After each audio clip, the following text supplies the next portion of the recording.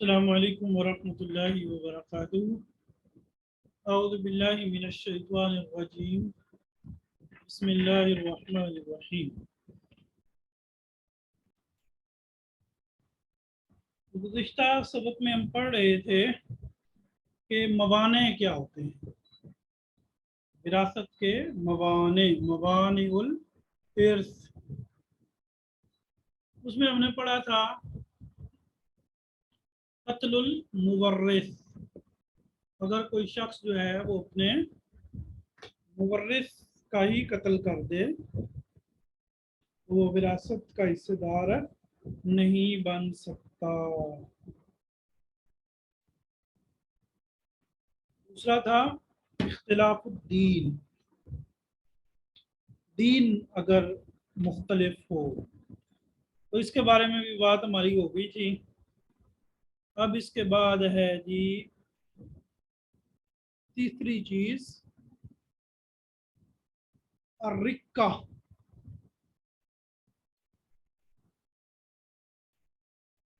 انہوں نے یہاں شاید نہیں بیان کی،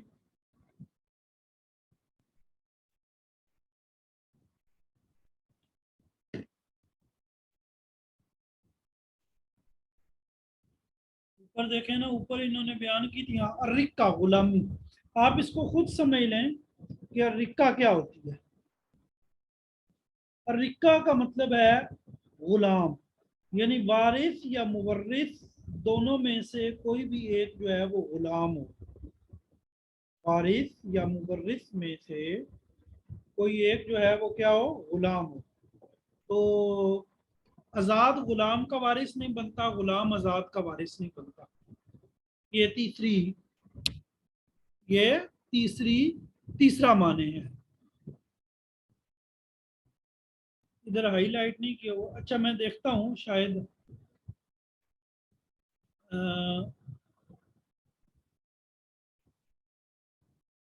یہ لکھا ہوا ہے اسلام میں آزاد اور غلام کے درمیان توارث نہیں، کیونکہ غلام خود اور جو کچھ وہ کماتا ہے اس کے آقا کا ہوتا ہے، اس لیے اگر غلام اپنے کسی عزیز کا وارث بنتا تو وہ جائیداد اس کے آقا کو منتقل ہو جائے گی، حالانکہ آقا کا میت سے کوئی تعلق نہیں۔ اچھا دیکھیں جی، غلامی میں جو ہے وہ کیوں کوئی کسی کا وارث نہیں بنتا۔ دیکھیں، اگر مثال کے طور پر ایک بندہ جو ہے وہ آزاد ہے تو اس آزاد، مثلا زید ہے، زید جو ہے یہ آزاد ہے، اب زید کا جو وارث ہے وہ غلام ہے، وہ کیا ہے، غلام ہے۔ اب زید اگر اب اس غلام کو کوئی چیز دے تو وہ غلام کی تو رہے گی نہیں، وہ تو آقا کی ہو جائے گی، کیونکہ غلام کا جو کچھ ہوتا ہے وہ اس کے آقا کا ہوتا ہے۔ غلام کا جو کچھ ہوتا ہے وہ اس کے آقا کا ہوتا ہے۔ ٹھیک ہے جی، تو اس لیے غلامی یہ معنی ہے۔ اس کے بعد یہ آگے چلیں تو اس کے بعد آگے آتا ہے ورثاء اور ان کی تعداد، ورثاء اور ان کی تعداد۔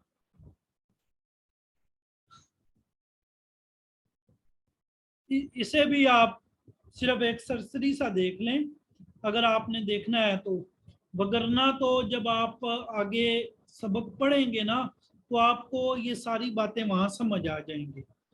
الوارثون من الرجال، مرد ورثاء، مرد جو وارث بنتے ہیں ان کی تعداد 15 ہے، بیٹا، پوتا، باپ، دادا، اینی بھائی، اللاتی بھائی، یہ آپ کو بتائیں گے اینی بھائی کیا ہوتا ہے، اللاتی بھائی کیا ہوتا ہے، اخیافی بھائی، اینی بھائی کا بیٹا، اللاتی بھائی کا بیٹا، چچا، اللاتی چچا، حقیقی چچا، اور پھر آگے ہیں جی عورتیں جو وارث ہیں۔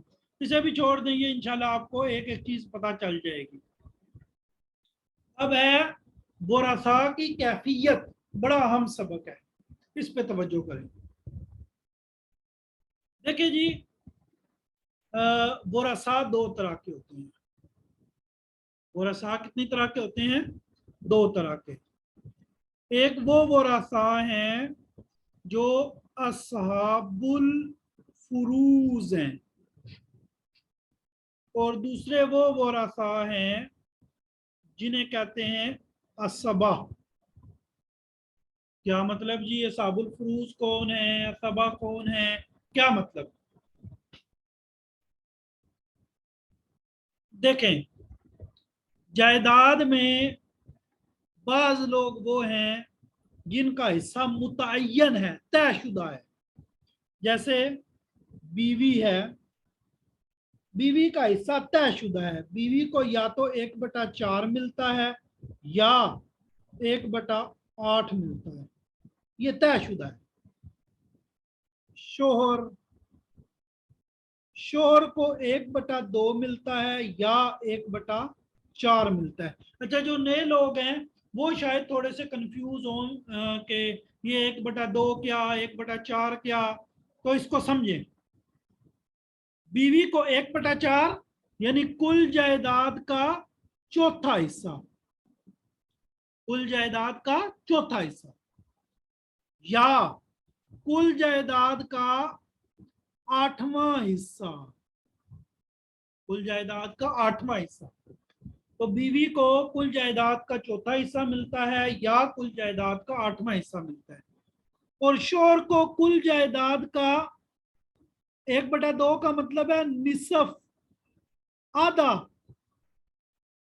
और 1/4 का मतलब है चौथा हिस्सा। ये तो मैं बता चुका हूं। तो बीवी को कुल जायदाद का या तो चौथा हिस्सा मिलता है या 8वां हिस्सा मिलता है, और शोहर को कुल जायदाद का या तो आधा हिस्सा मिलता है या चौथा हिस्सा मिलता है। अब ये वो हिस्से हैं जो तयशुदा हैं। तो जिनके हिस्से तयशुदा हो उन्हें कहते हैं असाबुल फुरूज। जिनके हिस्से तयशुदा हो उन्हें क्या कहते हैं? असाबुल फुरूज। बात समझ आ गई? लिख के बताएं, शाबाश। 1/4, 1/2, 1/8, इसकी भी समझ आ गई। 1/2 का मतलब कुल जायदाद के 2 हिस्से करो तो 1 हिस्सा, यानी आधा हिस्सा। 1/4 का मतलब कुल जायदाद का चौथा हिस्सा, और 1/8 का मतलब कुल जायदाद का 8वां हिस्सा। तो साबुल फुरूज वो होते हैं कि जिन्हें कुल जायदाद का जिनके हिस्से तयशुदा हों, जिनके हिस्से तयशुदा हों, उन्हें कुल जायदाद में से कोई भी हिस्सा मिल जाता है। और असबा कौन होते हैं?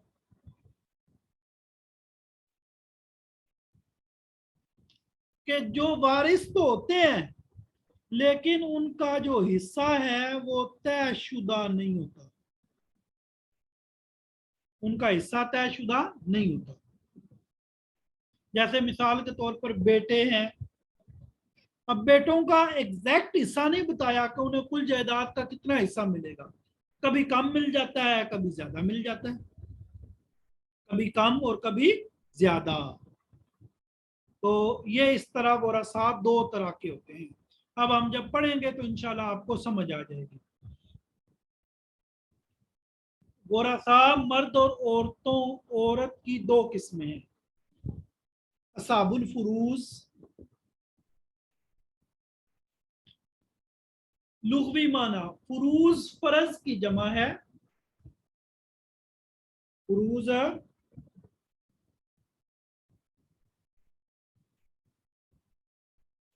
फर्ज की जमा है। लुगत में फर्ज काटने के माना में आता है, लुगत में फर्ज काटने के माना में आता है।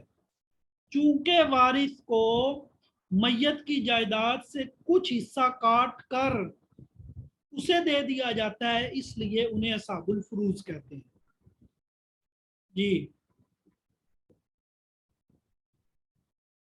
असाबुल फुरूज, फुरूज इन्हें क्यों कहते हैं? फर्ज का माना होता है काटना। चूंकि देखें, जैद फोत हो गया, मिसाल के तौर पर जैद फोत हो गया। अब मिसाल है जैद की जो बीवी है, तो जैद की जायदाद में से एक तयशुदा हिस्सा काट कर बीवी को दे दिया जाएगा। तो इसलिए इन्हें क्या कहते हैं? असाबुल फुरूज। फुरूज फर्ज की जमा है, लुगत में फर्ज काटने के माना में आता है। चूंकि वारिस को मैयत की जायदाद से कुछ हिस्सा काट कर उसे दे दिया जाता है, इसलिए उन्हें असाबुल फुरूज कहते हैं। अब इसकी इस्तिलाही तारीफ है। असाबुल फुरूज वो वारिस हैं जिनको कुरान मजीद या हदीस शरीफ या सहाबा के इजमा से मैयत की जायदाद में कुछ मुकर्रर हिस्सा दिया गया हो। असाबुल फुरूज वो वारिस हैं जिनको कुरान मजीद, हदीस शरीफ या सहाबा के इजमा से मैयत की जायदाद में से कुछ हिस्सा मुकर्रर दिया गया हो, यानी तयशुदा हिस्सा दिया गया हो। ये है असाबुल फुरूज। उनका हिस्सा किसने तय किया? कुरान ने या हदीस ने या सहाबा के इजमा ने। अब ये कौन कौन है? ये है खामद, बाप, दादा, अखियाफी भाई, बीवी, बेटी, पोती, माँ, दादी, नानी, एनी बहन, अल्लाती बहन, अखियाफी बहन। अगले लेक्चर में इंशाल्लाह मैं ये चीज़ आपकी क्लियर करूंगा कि ये एनी, अल्लाती, अखियाफी ये क्या होते हैं। ठीक है, ये इंशाल्लाह मैं अगले सबक में जो है वो आपके क्लियर कर दूंगा। तो हिस्से हिस्से देख लें, यानी जो हिस्से तयशुदा हैं वो कौन कौन से हैं, ये हिस्से लिखे हुए हैं। पहला है 1/2। 1/2। 1/2 का मतलब होता है आधा। 1/2 का मतलब क्या होता है? आधा। यानी कुल जायदाद, कुल जो माल है उसके 2 हिस्से करो तो उन 2 हिस्सों में से एक, तो जाहिर बात है वो आधा बन जाएगा। अच्छा, अभी आप सारे लोग ना इधर मौजूद हो जो लाइव क्लास लेते हो, तो मैं आपको एक बात बता दूं, इंशाल्लाह इस वीकेंड पे इतवार वाले दिन आपका एक क्विज होगा। जो आपने पढ़ा है ना, उस पढ़े हुए में से एक छोटा सा क्विज आप लोगों का होगा। आपको क्विज जो है वो क्लास में भेजा जाएगा, तो आपने संडे वाले दिन वो हल करके भेजना होगा। जरा रिवीजन हो जाएगी ना, जो आपने पढ़ा है उसकी क्या हो जाएगी? रिवीजन हो जाएगी इंशाल्लाह। मैं भी इसलिए बता रहा हूं ताकि फिर वो क्लास के एंड में कुछ लोग निकल जाते हैं, तो अभी सारे जो हैं वो सुन लें। ठीक है। अच्छा, 1/2। 1/2 का मतलब पता चल गया, आधा। अच्छा, 1/4। 1/4 का क्या मतलब है? 1/4 का मतलब होता है चौथा हिस्सा। जैसे 100 है, तो 100 का चौथा हिस्सा क्या होगा? 25। 100 का चौथा हिस्सा क्या होगा? 25। कुछ लोगों के लिए तो ये इंतहाई आसान है, लेकिन कुछ लोग चूंकि पहली दफा पढ़ रहे हैं तो इसलिए शायद उन्हें कुछ मुश्किल हो सकती है। अच्छा, आगे है सुमुन, 8वां हिस्सा। 1/8 इसे कहते हैं 8वां हिस्सा। 8वां हिस्सा अगर 100 हो तो 100 का 8वां हिस्सा क्या होगा? 12.5। चौथा हिस्सा 25 था ना, तो 8वां हिस्सा 100 को 8 पे तकसीम करो, जवाब आएगा 12.5। ठीक है जी।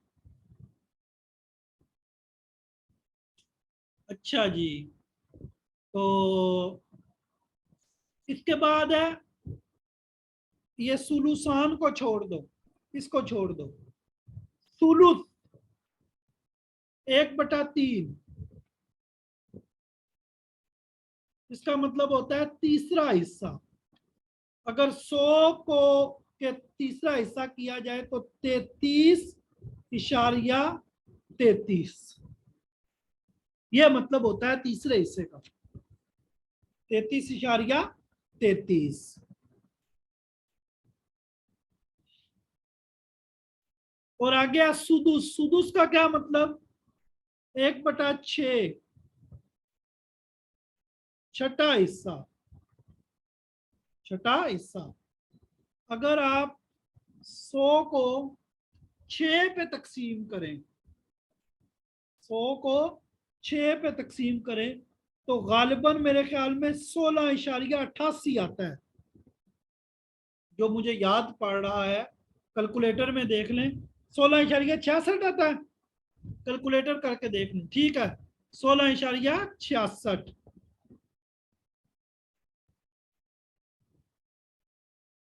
ये कितना हिस्सा है? छठा हिस्सा। अब सुलूसान मैंने छुड़वाया था। सुलूसान क्या होता है? देखें, एक तीसरा हिस्सा क्या है? तीसरा हिस्सा क्या था? 33.33। तो सुलूसान का मतलब है, यानी 2/3 का मतलब है 2/3 हिस्से। 2/3 का मतलब क्या है? 2/3 का मतलब होता है 1/3 जमा 1/3। यानी अगर 100 के 2 सुलूस अगर हम करें तो 33.33 जमा 33.33, यह बन जाता है 66.66। 66.66। तो ये कितने हिस्से हैं जी? 6 हिस्से हैं। कितने हिस्से हैं? 6 हिस्से हैं। इसकी सबको समझ आ गई? इसकी सबको समझ आ गई? कोई ऐसा बंदा जिसे ना समझ आई हो, कोई बात किसी से मख्फी हो? सारे हिस्सों की समझ आ गई? चलें जी, अच्छी बात है।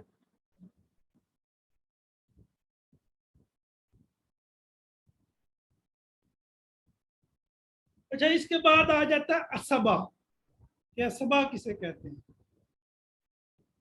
मैंने आपको पहले भी बताया था, आप विरासत के असल मसाइल से पहले जो मिलती जुलती बातें हैं, जो जाननी जरूरी हैं, आप वो बातें पढ़ रहे हैं।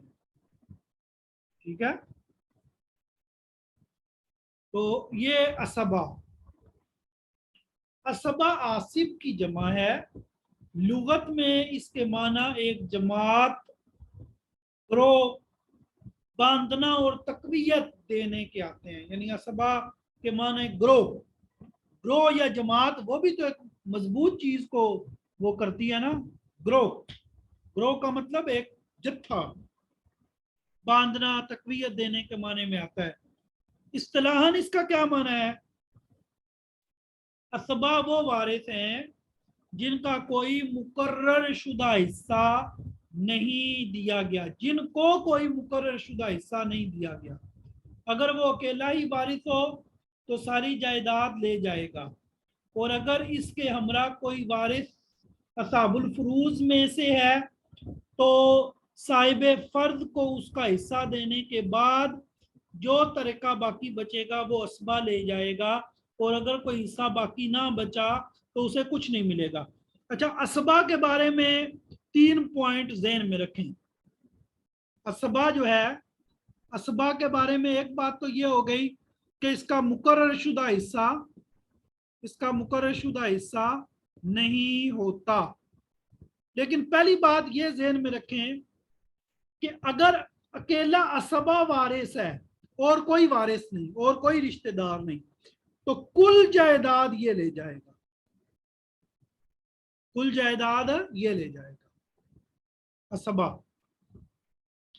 अगर कोई फर्जी हिस्से वाला नहीं है, ठीक है, तो सिर्फ असबा है, तो कुल जायदाद असबा ले जाएगा।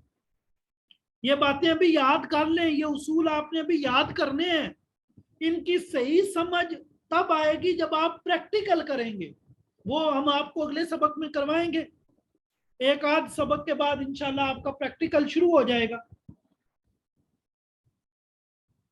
अच्छा, पहली बात ये। दूसरी बात ये, अगर असबा के साथ कोई फर्जी हिस्से वाला आ जाता है, यानी असबा के साथ कोई ऐसा बंदा आ गया जिसका फर्जी हिस्सा है, तो फर्जी हिस्से वाले को जायदाद दे के जो बाकी बचेगी वो सारी असबा ले जाएगा। ये 2 पॉइंट। तीसरा पॉइंट ये है कि अगर फर्जी हिस्से वाले जो हैं उन्हें जायदाद दी, जायदाद उनमें तकसीम की, तो जायदाद क्या हो गई? खत्म हो गई। असबा है तो असबा को कुछ नहीं मिलेगा, जीरो। असबा को कुछ नहीं मिलेगा। यानी अगर सादा से लफ्जों में हम कहें कि असबा एक तरह का जुआ है, यानी मिले तो बहुत कुछ मिले, ना मिले तो कुछ भी ना मिले। यानी असबा की कैफियत, अगर मैं आपको यूं कहूं, कह दूं कि जैसे बंदा जुआ खेलता है ना, हाथ लग गया तो बहुत कुछ लग गया, ना लगा तो कुछ भी ना लगा। तो जो असबा वारिस होता है उसका मामला ऐसा ही होता है, मिले तो बहुत कुछ मिल जाए, ना मिले तो कुछ भी ना मिले, ना मिले तो कुछ भी ना मिले। क्लियर जी? ये सारा क्लियर हो गया। असबा, अब दोबारा पढ़ें। असबा वो वारिस है जिनका कोई मुकर्रर शुदा हिस्सा, जिनको कोई मुकर्रर शुदा हिस्सा नहीं दिया गया। अगर वो अकेला ही वारिस है तो सारी जायदाद ले जाएगा। पहला पॉइंट, ठीक है। और अगर इसके हमरा कोई वारिस असाबुल फरूज में से हो तो साहिब फर्ज को उसका हिस्सा देने के बाद जो जो तरीका बचेगा वो असबा ले जाएगा, यानी असाब फरूज को देने के बाद जो माल बचेगा वो असबा ले जाएगा। दूसरा पॉइंट, और अगर कोई हिस्सा बाकी ना बचा तो इसे कुछ नहीं मिलेगा। ये तीसरा पॉइंट। क्लियर जी? किसी का कोई सवाल, किसी की कोई बात आज के सबक में, या गुज़िश्ता जो सबक हमारे हो चुके उन सबकों से मुताल्लिका किसी का कोई सवाल हो? जो कुछ हम पढ़ चुके हैं, इजाफी नहीं, ठीक है, जो कुछ हम पढ़ चुके हैं। जी उस्मा। जी अस्सलाम वालेकुम। मेरा सवाल ये है कि आपने कहा कि जायदाद में से तयशुदा हिस्सा होता है किसका? ये बीवी का और शोहर का। और आपने कहा कि जैसे बेटा है तो उसका तयशुदा हिस्सा नहीं होता, तो उसका भी तो तयशुदा होता है ना सर, कि उसका 1/2 मिलना होता है। नहीं नहीं, 1/2 नहीं मिलना। किसने कहा 1/2? वो उसको बेटी का उसको दो होता है। उसको 2 हिस्से मिलने होते हैं ना, बेटी को 1 मिलना होता है और उसको 2 हिस्से मिलने होते हैं, तो नहीं वो नहीं तयशुदा नहीं नहीं नहीं, बात समझे। जो जो बेटे का हिस्सा है ना, वो क्या है कि उसको बेटे 2 और, हिस्से। नहीं भाई, बात पहले समझे तो सही ना मेरी। बेटे को क्या मिलेगा? जो बेटे को मिलेगा, बेटी को उसका आधा मिलेगा।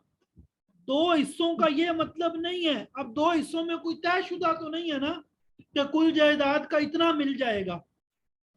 मिसाल के तौर पर अगर असाबुल फरूज मौजूद हैं जिनके फर्जी हिस्से हैं, उनको देने के बाद, तो देखें तयशुदा हिस्से क्या होते हैं? 1/2 कुल जायदाद का आधा, 1/4 कुल जायदाद का चौथा, 1/6 कुल जायदाद का छठा, 1/3 कुल जायदाद का तीसरा। ये तयशुदा हिस्सा है कि कुल में से इतना मिल जाएगा। जबकि बेटे और बेटी का हिस्सा क्या है?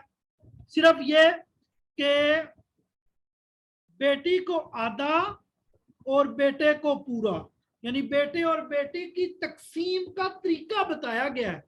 ये तकसीम का तरीका है, ये हिस्सा नहीं बताया गया।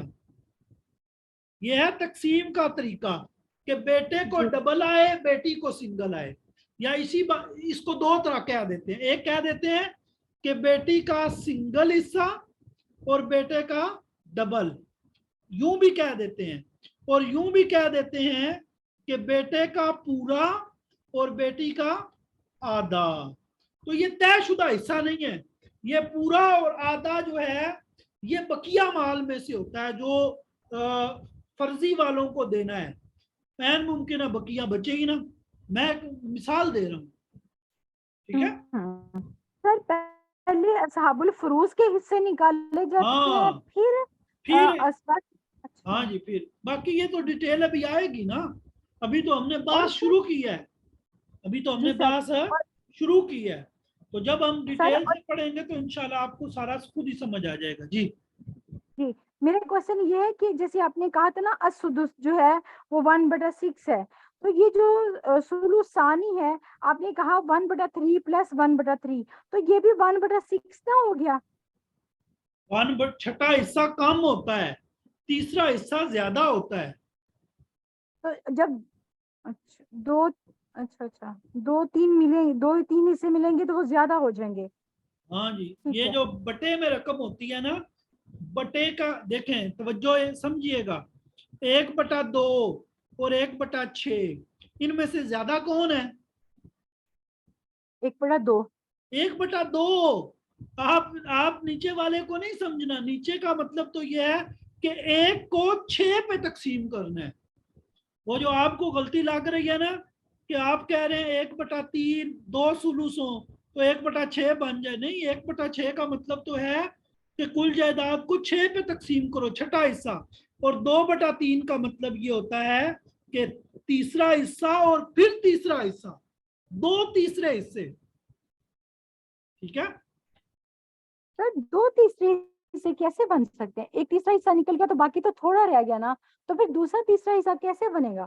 دیکھیں ادھر دیکھیں، 100 کو جب 3 پہ تقسیم کریں گے، میرے ساتھ بولیں، 100 کو کتنے پہ تقسیم کریں گے؟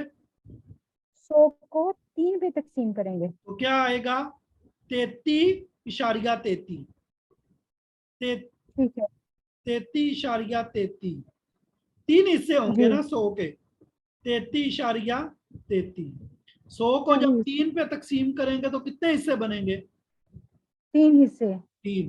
اب 2 جی ثلث کا مطلب یہ ہے کہ ہوں 2 ثلث کا مطلب یہ ہے، ایک منٹ جی، ایک یہ حصہ اور ایک یہ حصہ. ٹھیک ہے، جی جی ٹھیک ہو گیا الحمدللہ. جزاک اللہ اور ایک اور خیرن بات بھی کثیرا. سمجھ لیں، جزاک اللہ. اگر ایک جی بیٹا ہو اور ایک بیٹی ہو اور 100 روپیہ ان میں جائیداد تقسیم کرنی ہو تو اس کے کتنے حصے کریں گے؟ 3. 33.33 بیٹی کو آئے گا، 33.33 33.32 یہ 2 بیٹے کو جائیں گے. اب اور زیادہ سمجھ آ جائے گی آپ کو. جی الحمدللہ مجھے سمجھ آ گئی. جی شاہدہ. السلام علیکم. وعلیکم السلام. جی سر وہ آپ نے وصیت کے بارے میں بتایا تھا، تو وصیت سر کب کرنی چاہیے؟ یہ میں کبھی بھی کر سکتے ہیں، کبھی بھی کر سکتے ہیں. وہاں کے رکھ لیں. ٹھیک ہے جی. آگے جی نجمہ قریشی آپ بولیں جی. جی السلام علیکم ورحمۃ اللہ وبرکاتہ. وعلیکم السلام. جی جیسے کہ آپ نے شیخ محترم بتایا کہ مرنے کے بعد ہی وراثت تقسیم ہوگی، تو اگر مان لو والد کی عمر بہت لمبی ہے اور بیٹے بھی بوڑھے ہو چلے ہیں تو پھر کیسے وراثت تقسیم ہوگی نہیں، باپ فوت ہوگا تو ہوگی نا. تو پھر جب تک پھر بچے اگر مان لو مجبور ہیں، کمزور ہیں، بچے غریب ہیں، تو پھر مجبور کیا کیوں ہوگا؟ ہیں؟ اس بات کو اچھی طرح سمجھیے، یہ بھی ابھی میں نے کنسیپٹ کلیئر کرنا تھا. اسلام کے اندر बाप ने ठेका लिया है कि बच्चों को कारोबार बना के दे, ये किसने कह दिया आजकल के तो आपको? मास्टर में ऐसे ही कहना है ना। तो ये गलत है ना। इसीलिए तो बेटे जो हैं वो बेसलाहियत पैदा बन रहे हैं। बेटे औलाद बेसलाहियत क्यों बन रही है? उन्हें यह है कि हम तो बाप के माल पे याशी करेंगे। हमने ऐसे बेटे भी देखे हैं, बाप कहता है कि उसको कहते हैं काम करो, वो कहता है मैंने करना ही नहीं। उसको पता है कि मेरे पास तो करोड़ों के पीछे जायदाद मौजूद है। तो बेसलाहियत हुए कि ना हुए? लेकिन शेख मोहतरम अगर लाख कोशिश करने के बाद भी बेटे किसी ना, काम मतलब ये रोटी बात ना ना कमा सके कहें। तो उन्हें वो नजर आ रहा होता है इसलिए। अगर उनके सर पे पड़ी हो ना, एक तो है, देखे ना जी, एक तो है बंदा है ही फजूल बेवकूफ किस्म का कोई बंदा हो, मिसाल है उसे फिक्र ही कोई नहीं, टेंशन ही कोई नहीं।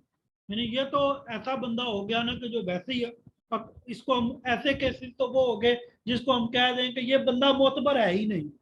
यानी उसको फिर एक ये है, एक है कि सही इंसान है तो वो खुद ब खुद अपना करेगा जब उसके सर पे पड़ी हो। कहते नहीं है जरूरत इजाद की माँ है, असल में सर पे नहीं पड़ती। इस मौजू को हम कभी टच करेंगे इंशाल्लाह। और ये मौजू वहां पे भी आएगा कि पोता वारिस क्यों नहीं है, ठीक जी है? हाँ जी वहां पे भी ये मौजू इंशाल्लाह मैं तफसीली बयान करूंगा कि शरीयत की असल रूह क्या है।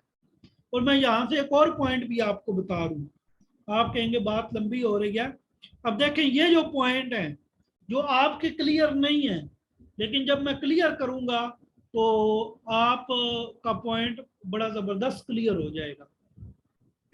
दरअसल हम इस्लाम के कई अहकामात से नावाकिफ होते हैं। जब हम इस्लाम के कई अहकामात से नावाकिफ होते हैं तो कोई हमें इस्लाम के बारे में बड़ी आसानी से गुमराह कर लेता है। बड़ी आसानी से क्या कर लेता है? अभी आपकी क्लास से पहले की बात है, किसी बंदे से मेरी बात हो रही थी दूसरी शादी के बारे में। किसी ने मुझसे सवाल किया, वैसे भी खवातीन आज बल्कि 3-4 इस तरह के केस आए हुए थे। अच्छा, औरतें तो कहती हैं कि दूसरी शादी जो है ये किसके हक पे डाका है, जरा बताइएगा। जी नहीं है। ये औरत तो क्या कहेगी कि किसके हक पे डाका है। अच्छा, उसके खुद के अभी अभी मैं उसे समझा रहा था कि अगर एक मर्द की 2 बीवियां होंगी तो जिम्मेदारी किसकी बड़ी, मर्द की बड़ी कि औरत की बड़ी? मर्द की पड़ी है। अच्छा, पहले एक मर्द का काम एक औरत करती थी, अब एक मर्द का काम आधा ये औरत करेगी और आधा ये औरत करेगी। तो आजादी किसको दी, मर्द को दी कि औरत को दी? औरत को भी है। और औरत ऐसी बेवकूफ है कि वो इसे अपनी आजादी नहीं, इसे अपने ऊपर जुल्म समझती है। मैं सॉरी, कोई महसूस ना कीजिएगा। मैं आगे एक बंदे को ये समझा रहा था कि हमने सिर्फ इस्लाम की रूह को पढ़ा नहीं है, हमने उसको समझा भी है। यानी अगर कल को मेरी बेटी हो, एक मिसाल है, मेरी बेटी हो, उसका शोर चाहे कि मैं दूसरी शादी करूं, अल्हम्दुलिल्लाह हम तो ऐसे हैं, हम तो नहीं रोकेंगे। जब शरीयत ने नहीं रोका तो हम कौन होते हैं रोकने वाले? आपने शायद वो मुफ्ती तारिक मसूद को सुना होगा। वो तारिक मसूद साहब से किसी ने कहा कि भाई आपकी अगर बहनों से कोई करे, आपके बहनोई दूसरी शादी करें या आपका दामाद करे, तो भाई हमने कब रोका है? इस्लाम ये तो ठीक है। तो इस्लाम जी की रूह को समझना चाहिए। तो ये इस्लाम की रूह है जिसका अमूमन लोगों को नहीं पता होता।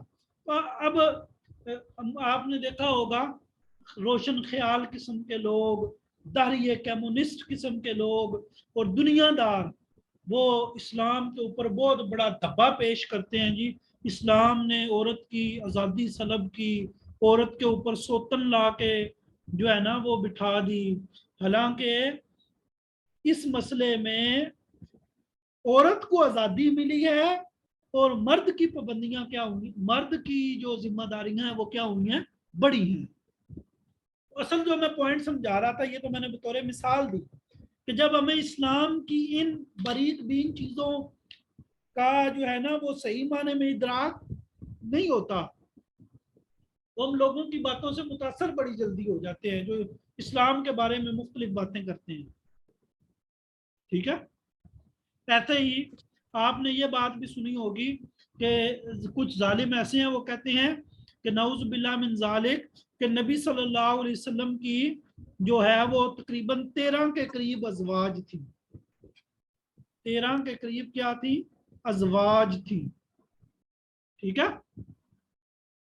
اور یہ اعتراض آپ کو پتہ ہے شاید کہ ہندو بھی کرتے ہیں کہ نہیں کرتے؟ ایک منٹ.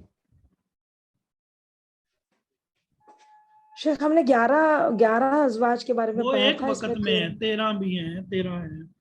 ہندو شاید کہ یہود بھی کرتے ہوں, شاید کہ عیسائی بھی کرتے ہوں کہ نبی صلی اللہ علیہ وسلم کی 13 بیویاں تھیں. پھر آپ کو ایک عجیب قسم کا وہ ملے گا جی 13 بیویاں کیا نعوذ باللہ یہ اپنے نفسانی خواہش کے پیچھے چلنا نہیں ہے؟ یہ اعتراض کیا جاتا ہے کہ نہیں کیا جاتا؟ اسلام پر کیا جاتا ہے.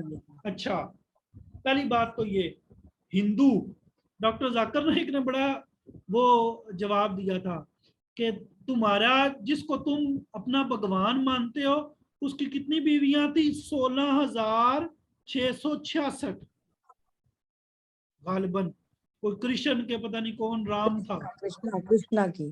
اچھا, تو تمہارے اپنے جس کو تم خدا مانتے ہو اس کی تو اتنی بیویاں تھیں, جس کو تم پیغمبر یا جو بھی وہ مانتے ہیں یہود یا عیسائی ہو. آج ہی صحیح بخاری کی روایت تھی سلیمان علیہ السلام کی کتنی بیویاں تھیں؟ 100.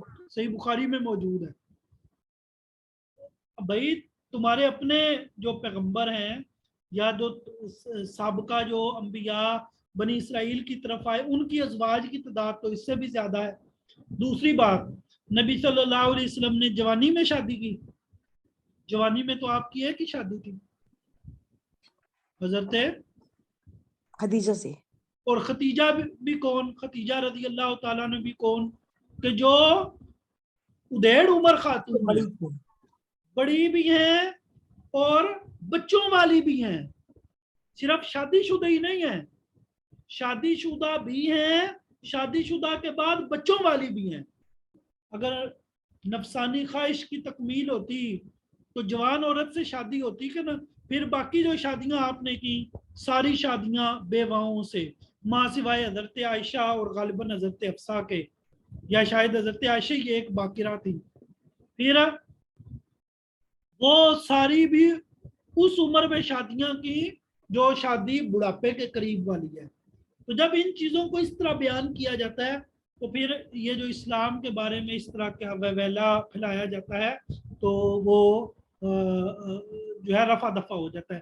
اسی طرح میراث کے بعض احکامات میں بھی لوگوں کے سامنے یہ بیان کیا جاتا ہے کہ اسلام نے عورت پہ ظلم کیا, عورت کو آدھا حصہ دیا, مرد کو پورا دیا. انشاءاللہ اس پہ پھر گفتگو کریں گے. یہ جو ہے نا بعض اوقات بات سے بات نکلتے ہوئے کچھ تربیتی باتیں کہہ لیں, کچھ وعد و نصیحت کہہ لیں, کچھ اس طرح کی گفتگو ہو جاتی ہے. تو بہرحال یہ بھی تعلیم کا ایک حصہ ہوتا ہے. تو آج کا سبق ہم یہی مکمل کرتے ہیں. تو باقی جو ہے وہ کوئز میں نے آپ کا کہا ہے کہ جتنا پیچھے ہوا انشاءاللہ اس کا کوئز ہوگا تو وہ سنڈے کو ہوگا. میں انشاءاللہ آپ کو بتا دوں گا. عتیقہ آپ نے کیا پوچھنا ہے؟ جلدی پوچھ لیں, دوبارہ ہاتھ کھڑا کریں بھائی, جی بولیں. السلام علیکم سر.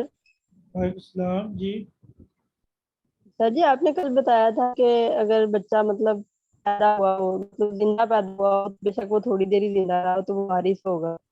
جی تو مجھے سوال سمجھ آ گیا, تھوڑی مجھے پتہ چل گیا آپ کیا پوچھنا چاہ رہے ہیں. یہ کلیئر ہو جائے گا, آگے کلیئر کروا دوں گا. مجھے پتہ ہے آپ کے ذہن میں جو سوال آ رہا ہے. ٹھیک ہے, ٹھیک ہے سر. ہاں جی ٹھیک ہے, جزاک دیکھیں نا اللہ. جی میں نا اس بارے میں بالکل کلیئر ہوتا ہوں. یعنی آپ بعض اوقات آپ سوال نہ بھی پوچھیں تو مجھے پتا ہوتا ہے کہ آپ کے ذہنوں میں یہ سوال آ رہا ہے. بعض اوقات کوئی اسٹوڈنٹ सवाल उसके मुंह में ही होता है और मुझे पता होता है कि ये क्या पूछ रहा है। उसकी वजह ये है कि पढ़ा कर तजर्बा है, पता है कि ये मैं क्लियर करवा दूंगा, मुझे पता है आपके ज़हन में जो बात आ रही है। सोफिया जल्दी करें, सोफिया हाफिज जल्दी करें, शाबाश। आपने क्या पूछना है? जी खोलें, माइक खोलें, शाबाश, खोलें खोलें जी। जी सोफिया हाफिज क्या पूछना है आपने?